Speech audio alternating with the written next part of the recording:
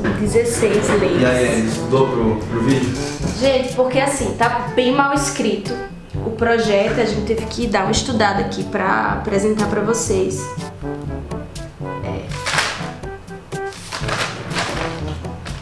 Como é que chama isso? Weintraub. Vamos falar dos 3 gênios que, enfim, tiram onda nesse sentido. Aí apresenta aquele negócio lá do ministro. Aí a gente pode frescar aquele céu de férias. Então, o Bolsonaro, que é o presidente, que nunca pisou na universidade, não sei o que. E Paulo Guedes, amigo de Pinochet. Algo assim, dá um...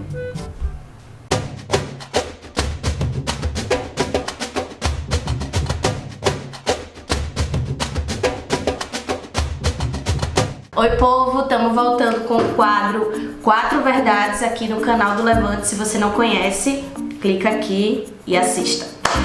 Então, e hoje a gente vai comentar um plano genial do ministro da Educação, que ele é tão sangue ruim que até o nome dele é difícil de falar, e a sua turminha, Bolsonaro e Paulo Guedes, que é o tal do projeto Futurice, que na verdade é um grande foda-se para a educação pública no nosso país. Primeira verdade, o que é o Futurice? Eles estão apresentando esse projeto como se fosse salvar as universidades brasileiras, mas a primeira coisa que a gente tem que lembrar é que quem criou o problema do financiamento das universidades brasileiras hoje foram eles mesmos. Primeiro que, se vocês lembram, há 2 anos eles votaram a favor da PEC 55, que congela os investimentos na educação e nas áreas sociais. Isso criou um grande problema nas universidades, que agora eles estão colocando o Futurice como uma possibilidade de resolvê-los, mas que no fundo, isso é a abertura aí da universidade para o mercado. E Bolsonaro, um dos inimigos da educação, votou a favor dessa PEC. O meu voto nesta tarde será sim a PEC do teto. E, obviamente, que agora apresenta esse projeto como se fosse salvar a universidade. A gente queria, inclusive, convidar Bolsonaro a pisar na universidade, porque lá ele nunca foi, nem para estudar, muito menos para conhecer a realidade da universidade. O mais engraçado é que esse plano é tão inovador, tão genial, que ele não quis debater com quem realmente conhece a realidade das universidades. Os professores, as pessoas que pesquisam sobre educação no Brasil, os trabalhadores, os estudantes não foram convidados para debater e construir esse projeto. E nós, estudantes, quando fomos lá no MEC conversar com o ministro Weintraub, o nome dele é bem difícil. Weintraub. A gente foi recebido pela PM, com cacetadas e muito spray de pimenta.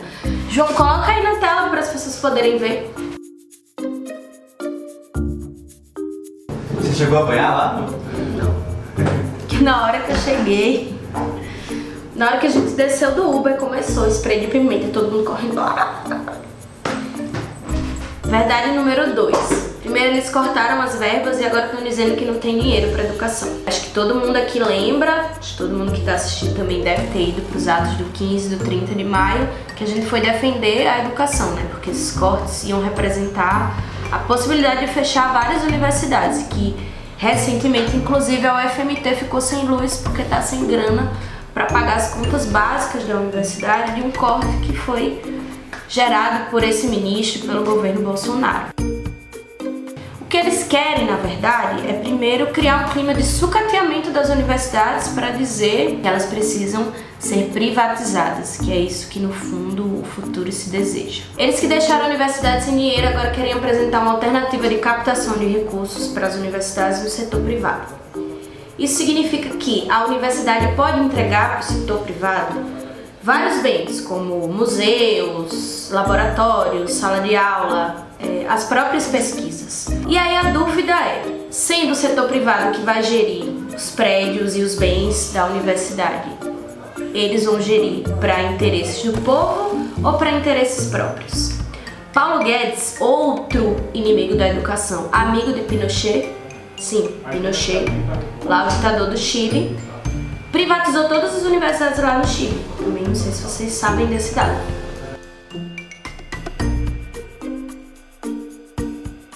E que também é irmão da vice-presidenta da Associação Nacional das Instituições Privadas do Brasil. Então, viu que tem interesses aí por trás disso.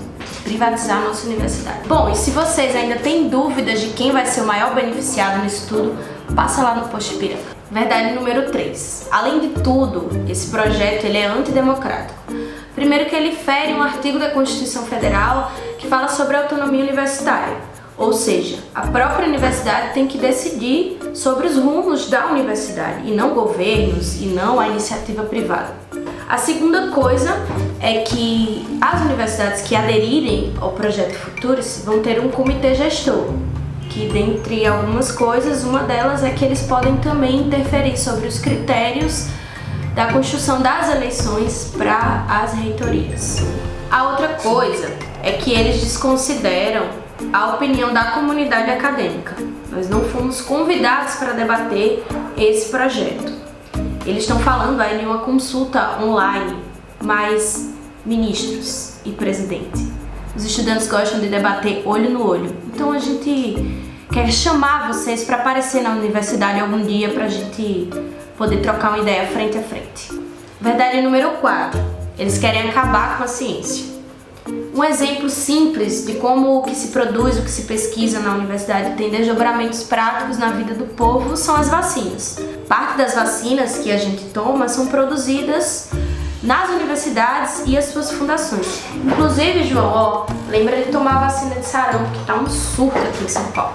A universidade também produz pensamento crítico, conhecimento crítico. Não para ser contra Bolsonaro, mas porque a gente quer conhecer a realidade do nosso país para poder transformá-la. Mas Bolsonaro acha que pensamento crítico é para usar só contra ele. A educação, a ciência, a troca de saberes nas universidades é uma pedra no sapato desse governo, mas sempre foi em qualquer governo. Prova disso é a história da Uni, que tem 80 anos de luta em defesa da educação e em defesa do nosso país. Por isso eles atacam as pesquisas. Com esse projeto, o governo quer premiar os professores mais produtivos e incentivar que eles participem de startups. Só que ciência não se faz com coach, com meritocracia. Ciência exige um método, exige tempo, exige erro, exige ir, exige voltar, exige dedicação. Vocês conseguem imaginar Darwin preocupado com as metas e com os prazos do MEC ao invés de estar preocupado com suas aulas de campo? É isso, gente. Pesquisa não é linha de produção. Gente, tá mais que provado que esse projeto ignora a realidade econômica e social do Brasil. Que ele quer, na verdade, privatizar as nossas universidades, assim como a política geral que Bolsonaro tem aplicado no nosso país. Que quer tirar a nossa capacidade de pesquisa, de desenvolver ciência que ajude a resolver os problemas do povo brasileiro, que, na verdade, essas pesquisas devem estar para resolver os problemas dos empresários. O que eles querem mesmo é acabar com o futuro da juventude, do nosso direito de estudar e de viver num país democrático. Por isso, elas que lutem, e dia 13 tem mais tsunami da educação. Vamos mobilizar todos os nossos centros acadêmicos, DCS, fazer muito debate, muita plenária, assembleias, para convocar todo mundo para ocupar as ruas do nosso país, mandar mais um recado para Bolsonaro e dizer que no nosso futuro ninguém mexe. Gente, e aí a nossa disputa é também nas redes, por isso se inscreve aqui no nosso canal, ativa lá as notificações, manda pro pai, pros tios, pro vizinho, pros crushes, para receber os nossos conteúdos, ajuda a replicar, para ajudar também a chamar mais gente pra luta. O que eu falo agora?